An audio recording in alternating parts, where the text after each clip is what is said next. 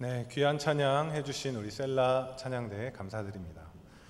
우리가 특별 새벽기도 기간 중에 있는데, 특별 새벽기도 기간 중에도 이렇게 말씀을 사모하며 예배 자리로 나오신 우리 여러분 모두에게 주님께서 주시는 은혜와 평강이 있기를 바랍니다. 제가 상반기 때 수요 설교를 했을 때 특별히 어떤 중간 지점은 아니었는데 중간 점검을 했었던 적이 있습니다. 하이델베르크 요리문답을 우리가 배우면서 지금 어느 지점에 와 있는가를 전체적인 구성을 한번 살펴보는 시간을 가졌었습니다. 근데 오늘은 제대로 중간 점검을 해야 되는 그런 시간입니다. 왜냐하면 오늘 다룰 내용이 새로운 챕터의 시작점에 있기 때문입니다. 복습을 한번 다 같이 해보겠습니다. 우리 하이델베르크 요리문답 1문을 보시면 살아서나 죽어서나 당신의 유일한 위로는 무엇입니까? 라는 이 질문에 살아서나 죽어서나 나는 나의 것이 아니요 몸도 영혼도 나의 신실한 구주 누구죠? 예수 그리스도의 것입니다. 이 고백으로 하이델베르크 요리문답이 시작을 합니다. 그러면서 그 다음에 이어지는 2문에 아주 중요한 문답이 나옵니다. 2문을 보시면 이러한 위로 가운데 복된 인생으로 살고 죽기 위해 무엇을 알아야 합니까? 이 질문에 답이 세 가지를 알아야 된다라고 말을 합니다. 이 두 번째 문답이 하이델베르크 요리문답의 목차라고 할 수 있습니다. 하이델베르크 요리문답에서는 총 이 세 가지 내용을 다룬다, 이렇게 우리에게 알려주고 있는 것입니다. 하이델베르크 요리문답은 총 129문까지 있는데요. 제일 먼저 3문부터 11문까지는 나의 죄와 비참함이 얼마나 큰가, 그리고 12문부터 85문까지는 나의 죄와 비참함으로부터 어떻게 구원을 받는가, 그리고 86문부터 129문까지는 구원을 주신 하나님께 어떻게 감사를 드려야 하는가. 이렇게 해서 1부에서는 죄에 대해서, 그리고 2부에서는 구원에 대해서, 그리고 3부에서는 2부에서는 구원에 대해서 다루면서 우리의 믿는 바 신앙 고백의 내용을 다루었는데 그것이 사도신경이었습니다. 그리고 3부에서는 이제 구원받은 이후의 신자의 삶에 대해서 다루게 되는 것입니다. 구원받았으면 우리가 어떻게 살아야 되느냐 하는 것이죠. 여기 3부에서는 또 크게 4가지 내용을 다루고 있습니다. 회심과 선행, 율법, 그리고 기도, 이 4가지 내용이 이제 우리가 앞으로 3부에서 다룰 내용들입니다. 여기서 이 4가지 중에 율법은 우리가 잘 아는 10가지 계명인 10계명에 대해서 다루고요. 그리고 기도는 뭘까요? 주께서 가르쳐 주신 기도, 주기도문의 내용을 다룹니다. 우리가 역사적으로 신앙을 가르치기 위해 만들었던 요리 문답들을 보면 항상 이 3가지, 사도신경과 십계명과 주기도문, 이것이 그 안에 가르침의 내용으로 다 들어가 있습니다. 다시 돌아와 보면 오늘 문답의 내용은 86문과 87문입니다. 그래서 3부에 해당하는 구원을 주신 하나님께 어떻게 감사를 드려야 하는가, 이것을 시작하는 시점에 우리가 와 있다는 것을 알고 오늘 내용을 같이 보아야 합니다. 오늘은 기독교인이 선행해야 하는 이유에 대해서 본문 말씀인 갈라디아서와 또 하이델베르크 요리문답의 내용을 통해서 그 의미와 이유를 함께 살펴보고자 합니다. 기독교의 교리 안에서 선행의 위치가 어디에 있는가를 분명히 아는 것은 매우 중요합니다. 우리는 기독교에서 이 선행의 위치가 2부에 해당하는 구원에 대한 내용에 가 있지 않고 3부, 구원 이후의 삶의 선행이 위치해 있다는 것을 주목할 필요가 있습니다. 요즘 교회에서는 이제 하반기 은평 신앙훈련을 하고 있는데요. 얼마 전에 이제 저희 반에서 한 분이 이런 말씀을 나눠주셨습니다. 아니, 하나님을 안 믿는 사람 중에 착한 사람도 많고 착한 일 하면서 사는 사람도 많은데 그런 사람들은 하나님을 모른다는 이유로 지옥에 가고 교회 다니는데도 더 나쁘게 사는 사람들도 많은데 그런 사람들은 하나님을 안다는 이유로 천국에 간다는 건 상식적으로 이해하기 어렵다. 이렇게 자신의 가족이 이야기를 해왔다는 겁니다. 그래서 어떻게 답을 해줘야 될지 모르겠다. 이렇게 참 어렵다. 이런 이야기를 나눠주셨습니다. 여러분은 어떻게 생각하십니까? 이런 질문들을 안 믿는 사람들도 참 많이 하게 됩니다. 이것은 우리 삶의 실존적인 문제입니다. 여러분들도 아마 주변에서 많이 겪을 거라고 생각합니다. 예수 안 믿는 사람 중에 얼마나 착하고 선한 사람들이 많이 있습니까? 반면에 기독교인인데도 불구하고 정말 악하고 나쁘게 사는 것 같은 그런 사람들도 종종 있습니다. 여러분 머릿속에 그런 사람들이 혹시 지금 떠오르시진 않습니까? 이 문제는 오늘 주제와도 관련이 있는데요. 성경에서는 사람이 구원을 이룰 만큼의 선을 행할 능력이 없다라고 말을 합니다. 어떤 사람이 아무리 대단한 선을 행했다 하더라도 그 선함이 그 사람을 구원으로까지 인도하지는 못한다라는 것입니다. 인간의 선함, 인간의 선행은 불완전하다는 것입니다. 그렇기 때문에 사람이 구원을 받는 이 구원의 문제는 그 사람의 행실에 달려있지 않고 예수 그리스도를 통해서 선물로 우리에게 주어지는 것이다 이렇게 말을 합니다. 그래서 에베소서에도 보면 너희는 그 은혜에 의하여 믿음으로 말미암아 구원을 얻었나니 이것은 너희에게서 난 것이 아니요 하나님의 선물이다 이렇게 말을 하고 있는 것입니다. 구원을 하나님의 선물로 받았다는 것은 선행이 구원 여부를 결정하는 요소가 아니다라고 못을 박는 것입니다. 이것을 우리가 압축해서 이야기하면 이렇게 됩니다. 기독교에서 선행은 구원의 조건이 아니라 구원의 결과이자 구원에 대한 반응입니다. 다시 한번, 기독교에서 선행은 구원의 조건이 아니라 구원의 결과이자 구원받은 것에 대한 반응이라는 것입니다. 선행은 구원을 얻기 위해 쏟아야 할 재료가 아니라 구원받은 자의 합당한 삶으로 나타나는 열매다라는 것입니다. 이것이 우리가 오늘 다룰 내용의 전부입니다. 여러분 오늘 설교 말씀 들으면서 다른 것 다 잊어버리셔도 이것만 기억하시면 됩니다. 구원받은 자는 삶의 열매로 그 믿음의 진실성을 알게 된다라는 것이죠. 구원받았다는 것이 선행으로 나타난다는 것입니다.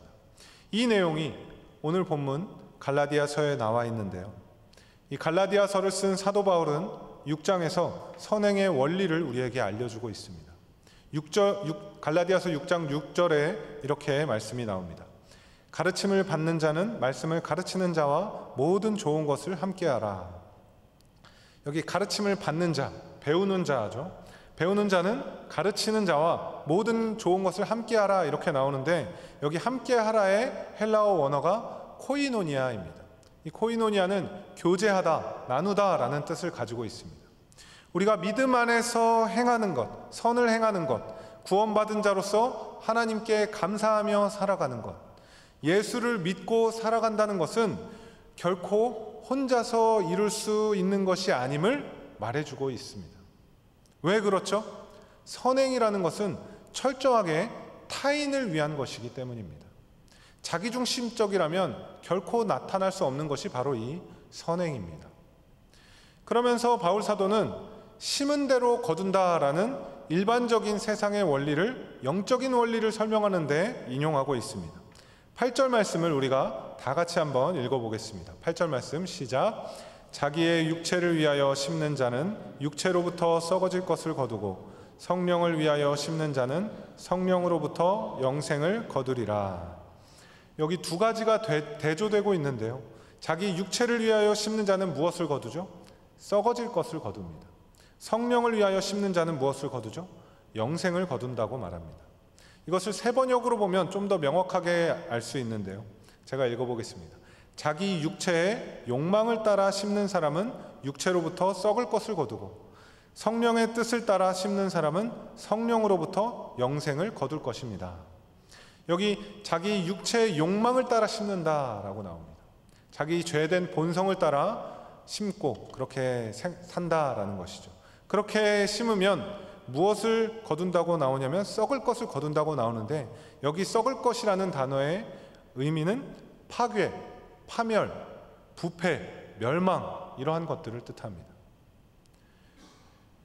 성령의 뜻을 따라 심는 사람은 영생, 생명을 거둔다는 것이죠.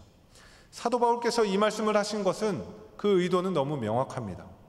예수님께서 복음서에서 말씀하신 것과 같이 거두어진 열매로 무엇을 심었는지 알 수 있다라는 것입니다. 열매를 보면 그 사람의 믿음이 진짜인지 가짜인지 알 수 있다라는 것입니다. 사도 바울은 서신서에서 종종 이 육신과 영을 대조해서 묘사하고 있습니다. 로마서 8장 5절에서 6절 말씀을 제가 읽어보겠습니다. 육신을 따르는 자는 육신의 일을, 영을 따르는 자는 영의 일을 생각하나니 육신의 생각은 사망이요 영의 생각은 생명과 평안이니라.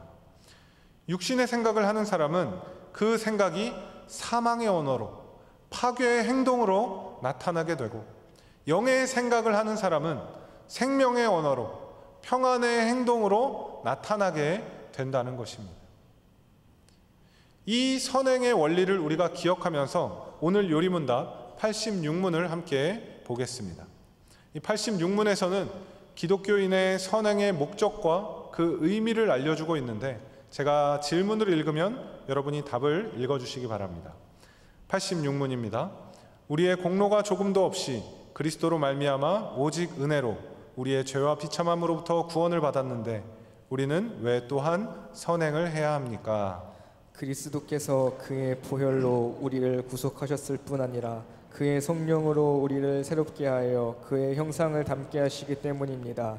이것은 우리가 모든 삶으로써 하나님의 은덕에 감사하고 하나님께서 우리를 통해 찬양받으시기 위함이며, 또한 우리 각 사람이 그 열매로서 자신의 믿음의 확신을 얻고 경건한 삶으로써 다른 사람을 그리스도에게 인도하기 위함입니다. 네, 여기 86문의 질문을 한번 보시면 앞에 1문부터 85문까지의 내용을 정리하면서 새로운 단계로 나아가고 있다는 것을 우리가 볼 수 있습니다.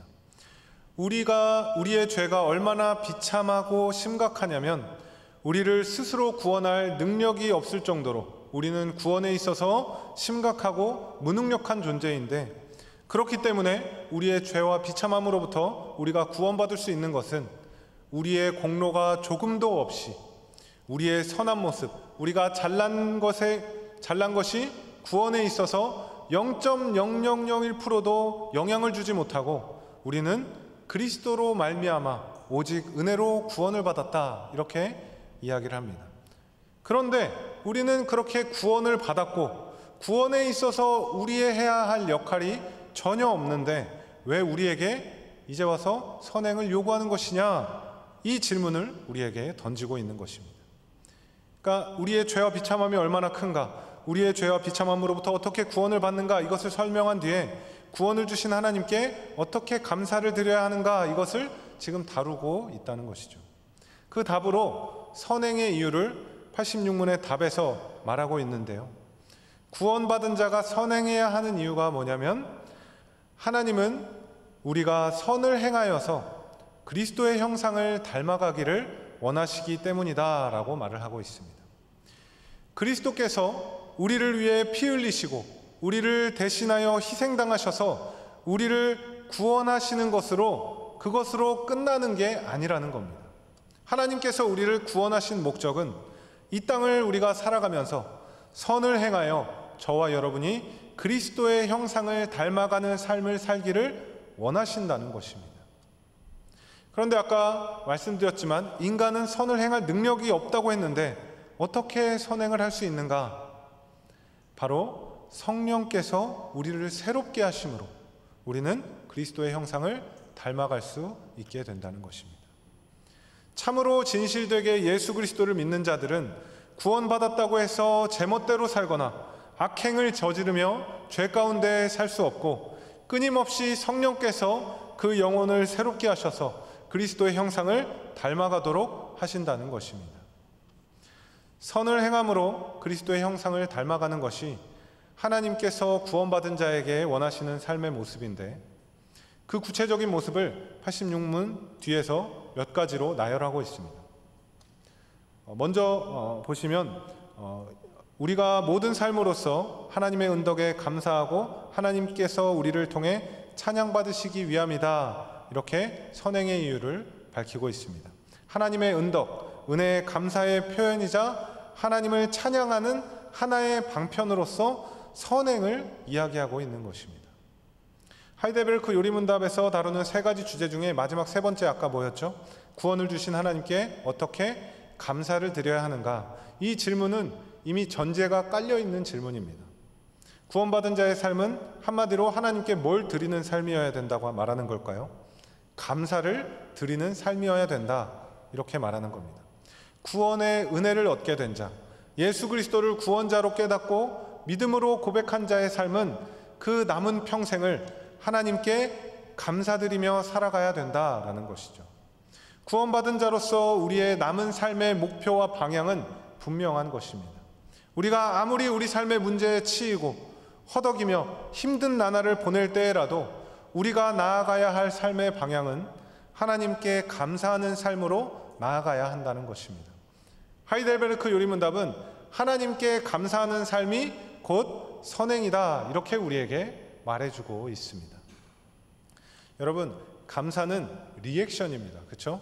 나에게 호의를 베푼 것에 대한 감사, 리액션을 보이는 것이죠. 위로부터 하나님께 받은 그 구원의 은혜, 그 사랑을 주변의 선행을 통해서 흘려보내는 것입니다. 그것이 하나님의 은혜에 감사드리는 방법이라고 말해주고 있습니다. 또한 선행으로 그리스도의 형상을 닮아가는 것을 86문에서는 또한 우리 각 사람이 그 열매로서 자신의 믿음에 확신을 얻는다라고 말을 합니다. 우리는 믿음의 열매로 나타나는 선행을 보면서, 우리의 선행을 보면서 우리에게 믿음이 있다는 확신을 갖게 됩니다. 어떻게 그런 확신을 갖게 될까요? 우리 자신에게 있어서는, 우리 자신만을 바라본다면 선을 행할 생각도 없고 선을 행하고자 하는 관심도 없었으나 예수 그리스도를 믿음으로 인해서 하나님께서 우리에게 선을 행하고자 하는 마음과 의지를 주셨음을 깨닫게 되기 때문입니다. 믿음의 삶을 사는 가운데 점점 더 믿음의 확신을 갖게 되는 것입니다. 그전엔 참지 못했던 것을 점점 참을 수 있게 되고, 다른 사람의 인생이나 다른 사람의 영혼 따위엔 관심도 없었는데 어느새 관심을 갖고 긍휼한 마음과 애통한 마음을 갖게 되는 것이 우리 마음 가운데 생기게 된다면, 그것은 우리가 괜찮은 사람이어서가 아니라 하나님께서 성령의 새롭게 하심으로 우리에게 믿음의 열매를 주셨기 때문이라는 것입니다. 그런 선행을 통해서 믿음의 확신을 갖게 된다는 것은 내가 좀 더 괜찮은 사람이 되어가고 믿을 만한 존재가 되어간다는 의미가 아니라 하나님께서 지금 나와 함께 하시고 나를 그리스도의 형상을 따라 빚어가고 계시는구나, 나를 자라나게 하시는구나, 이것을 깨닫게 되는 것입니다. 마지막으로 선행을 통해 그리스도의 형상을 닮아가는 구체적인 모습은 경건한 삶으로서 다른 사람을 그리스도에게 인도하기 위해 선행을 해야 한다, 이렇게 말을 합니다. 경건한 삶을 살아가는 것을 보여줌으로써 다른 사람을 그리스도에게 인도하는 것, 이것은 가장 아름다운 신자의 삶에 나타나는 모습 가운데 하나입니다. 신자의 그 경건한 삶을 통해서 믿지 않는 주변 사람들이 그리스도께로 나아오게 되는 것, 이것이 하나님께서 우리를 다른 사람들보다 먼저 그리스도에 대한 믿음을 우리에게 주신 이유이며 우리가 믿음 안에서 선한 삶을 살아야 하는 이유이기도 합니다. 물론 경건한 삶을 보고 불신자가 그리스도께 나오는 것도 정말 대단한 일이고 오랜 시간 공들여서 이루어져야 할 일이지만, 때때로 우리는 직접 그리스도께 나아오도록 말로 안내를 할 필요가 있을 때도 있습니다. 마치 상대방을 사랑하는 것을 행동으로, 말하지 않고 행동으로 보여주는 것이 더 강력하긴 하지만 때때로 말로 직접 사랑한다고 고백하는 것도 필요하다는 것이죠.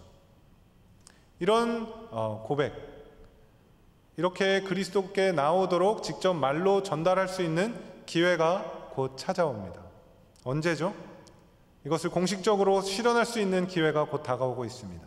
바로 10월 27일 복음으로 행복한 전도축제가 우리를 기다리고 있습니다.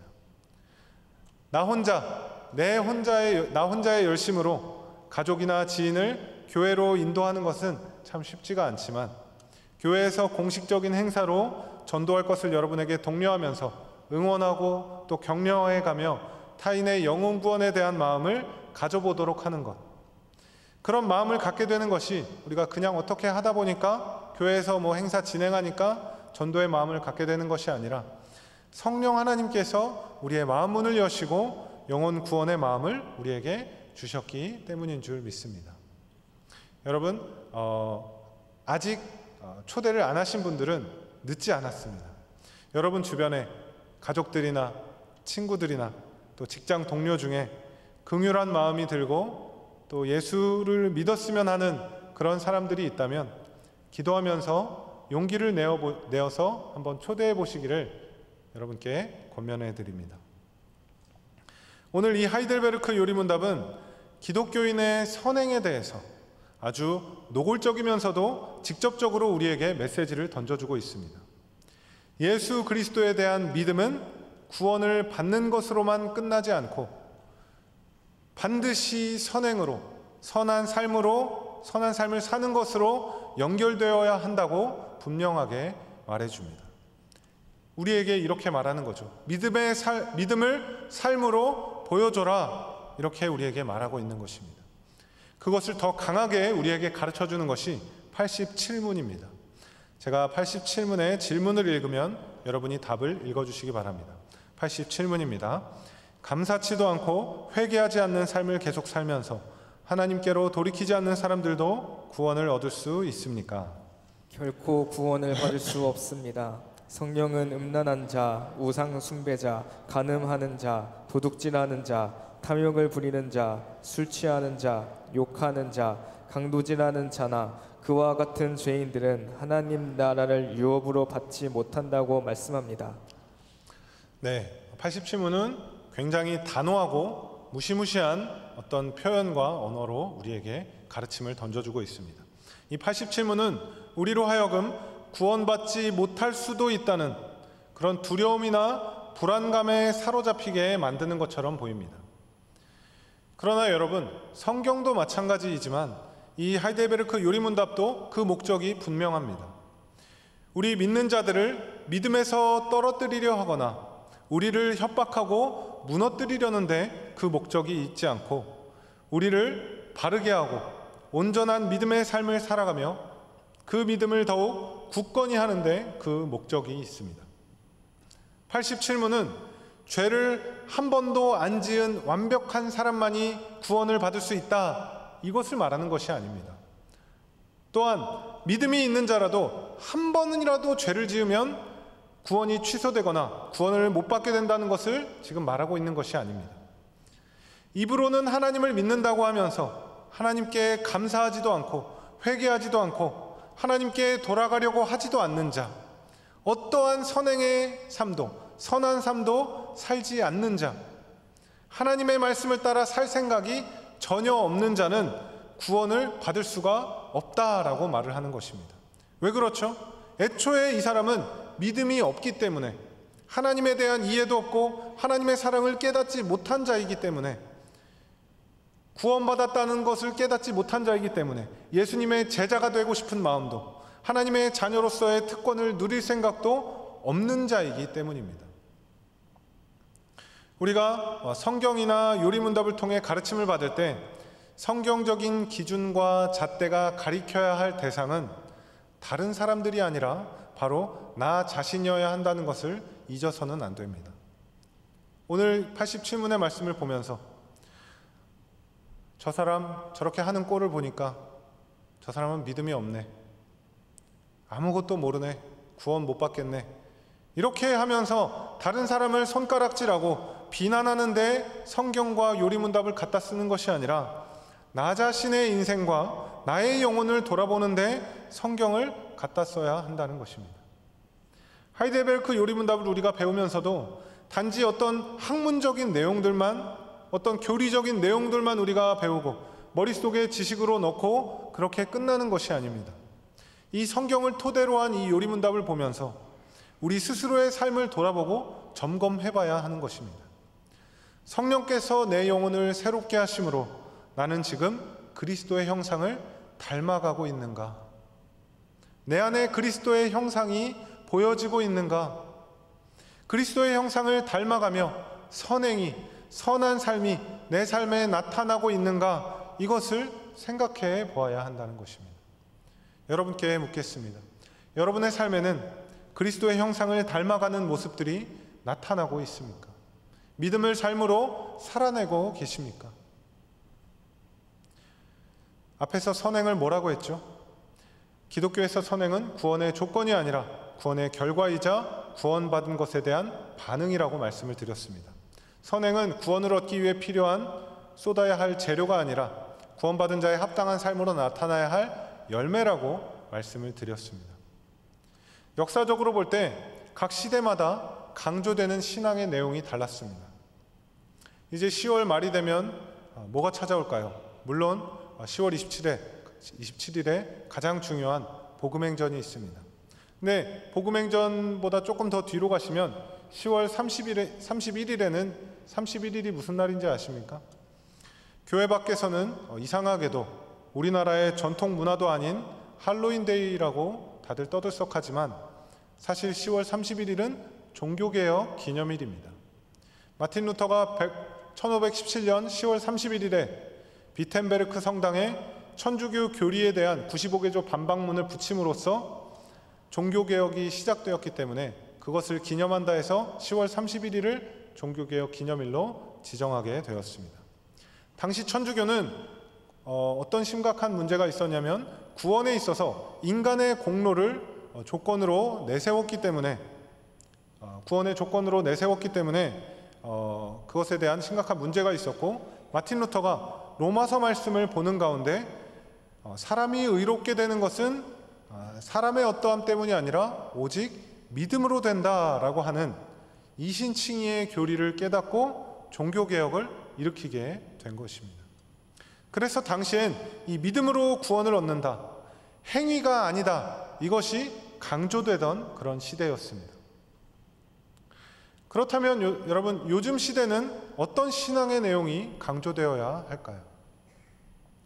저는 요즘 시대에는 기독교인들에게 선행이 없는 것, 기독교인이라고 하면서도 여전히 이기적인 모습, 다른 사람을 나보다 귀하게 여기기보다 나 자신을 내 것만 챙기기에 바쁜 그런 모습들, 이런 모습들이 교회 밖에서뿐 아니라 교회 안에서도 교회 다니는 사람 가운데 너무 많아졌다라고 느끼고 그것에 대한 심각성을 체감하고 있습니다. 믿는다고 하면서 교회 안에서 서로 교제한다고 하면서 다른 사람의 말은 들으려 하지 않고 그저 자기 말만 하려고 하는 그런 사람들, 모임 가운데 어렵게 자신이 겪은 힘든 이야기를 꺼내면 그런 사람들은 어떻게 말을 하죠? 그건 아무것도 아니에요. 나는 더 심한 일을 겪었어요. 그러면서 바로 자신의 이야기를 하는, 여러분, 이렇게 말씀하시면 안 됩니다. 어떻게 말해야 되죠? 힘드셨겠네요. 빨리 회복되실 수 있도록 기도하겠습니다. 응원하겠습니다. 이렇게 적어도 한 번만이라도 그렇게 반응하고 나서 자기의 얘기를 하면 얼마나 좋을까요? 종교개혁 당시에는 믿음으로 구원을 얻는다고 하는 이 믿음이 강조되던 시대였습니다. 왜냐하면 천주교가 구원에 있어서 인간의 공로를 강조했기 때문에 그것에 반대하여 나온 것이 종교개혁이고, 그렇기 때문에 종교개혁 당시에는 이신칭의를 이 핵심 교리로 꽉 붙잡을 수밖에 없었습니다. 우리 모두는 다 종교개혁의 후예들입니다. 천주교에서 고쳐서 새롭게 나왔다 해서 우리를 개신교라고 부릅니다. 그런데 시대가 많이 흘러서 그런지 이 이신칭의의 교리가 많이 왜곡되었다고 생각이 됩니다. 믿음으로 구원 얻는다는 것을 잘못 이해해서 구원을 이미 우리가 얻게 되었으니, 구원을 받았으니, 천국 티켓을 얻었으니 이후의 삶은 우리가 어떻게 살아도 상관이 없다. 어차피 예수님이 십자가에서 내 모든 죄를, 내가 앞으로 지을 죄까지도 다 사해 주셨다고 그러시더라. 그러니 나는 마치 내 마음대로 살아도 된다 이렇게 말하는 것처럼 그런 모습들이 신자라고 하는 사람들에게서 너무 많이 보여지는 것이 참으로 안타까운 그런 시대를 우리는 살아가고 있습니다. 그래서 우리는 종교개혁의 후예들로서 우리가 넘어야 할 산이 있습니다. 이신칭의를 넘어서서 믿음으로 구원받는 것을 넘어서서 선행이라는 믿음의 열매를 삶으로 보여주어야 하는 그런 시대가 되었다고 생각합니다. 그렇다고 해서 우리가 이 이신칭의 교리를 버려야 할까요? 그렇지 않습니다. 이신칭의를 우리가 버려야 되는 것이 아니라 이신칭의 교리를 잘못 이해했기 때문에 우리는 믿음으로 의롭게 된다의 의미를 바로잡아야 되는 것입니다. 담임 목사님께서 지난주에 이신칭의의 설교를 우리에게 해주셨기 때문에 그 설교를 듣고 오늘 말씀을 선행에 대한 이 이야기를 듣는 여러분은 더욱 풍성하고 깊은 이해를 하실 거라고 생각합니다. 이신칭이란 나의 자격 없음, 나의 부족함, 나의 연약함, 깨어지고 망가진 모습, 나의 죄와 그 비참함, 시커멓게 타버린 나의 양심과 더러운 마음, 이런 나의 모습들을 도무지 내 스스로 손쓸 방법도 없고 해결책도 없는 가운데 나의 모든 부정적인 것들을 덮어버리고 변화시킬 수 있는 것은 오직 예수 그리스도이심을 믿는 것입니다. 이 이신칭의의 교리, 믿음으로 예수 그리스도의 일을 덧입게 된다는 것을 깨닫고 예수 그리스도를 의지하면서 살아갈 때 우리 안에 성령께서 우리 영혼을 새롭게 하셔서 선한 행동, 다른 사람을 살리는 언어, 다른 사람을 살리는 행동, 다른 사람을 위하는 그런 마음을 가지게 될 줄 믿습니다. 하이델베르크 요리문답에 참 귀하고 좋은 문답의 내용들이 많이 있지만 오늘 이 선행을 해야 하는 이유에 대한 이 문답은 기독교인의 선행이 사라져버린 것 같은 지금 이 시대에 우리가 마음에 새겨야 할 그런 문답이라고 생각합니다. 에베소서 2장 10절의 말씀을 함께 보겠습니다. 우리는 그가 만드신 바라 그리스도 예수 안에서 선한 일을 위하여 지으심을 받은 자니 이 일은 하나님이 전에 예비하사 우리로 그 가운데서 행하게 하려 하심이니라. 하나님이 우리를 창조하신 목적을 대놓고 밝히고 있습니다. 그 창조하신 목적이 무엇이냐? 우리가 그리스도 예수 안에서 선한 일을 하기 위해서 지으셨다. 이렇게 성경은 우리에게 말해주고 있습니다. 여러분, 선한 일이 뭘까요?